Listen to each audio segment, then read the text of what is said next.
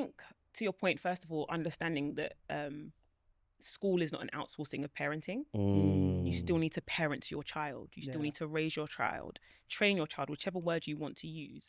But that means being incredibly hands-on, but not just in the academic sense, in actually knowing your child. Like if your child comes home from school and all they say is, it was fine, the relationship is broken. Go and do some work. And it's on you.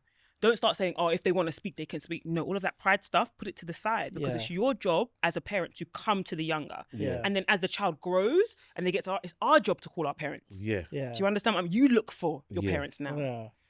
I think that's the first thing. I think the second thing is, I would say reading with your child, depending on their age, or making sure they're reading from a really early age. I would try to avoid screens.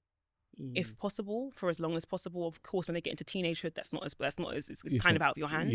And this is not to demonize parents who use screens. I know that some people say screens are a tool, but I often think to myself, I lived without screens for a really long time, and I was fine.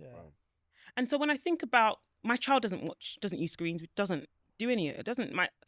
I think it was there's a forum I'm part of, and the women are discussing like, oh, my 7-month-old we're watching what screens are we using now? Like it's getting a bit hard, and I'm like, she is 7 months. At 7 months, you want to give them the thing that you're trying to wean yourself off of in your 30s. It doesn't sound right when we put it like that. So use it as a tool as and when, but don't use it as the main source of education and entertainment in your home. I would say allow your children to be bored. Allow them to learn how to regulate their own emotions, to create fun for themselves. Take them outside of the house and not just to church. Oh my goodness. You're preaching. Oh my not just to the prayer meeting. Take them to the farm. Spend time as a family.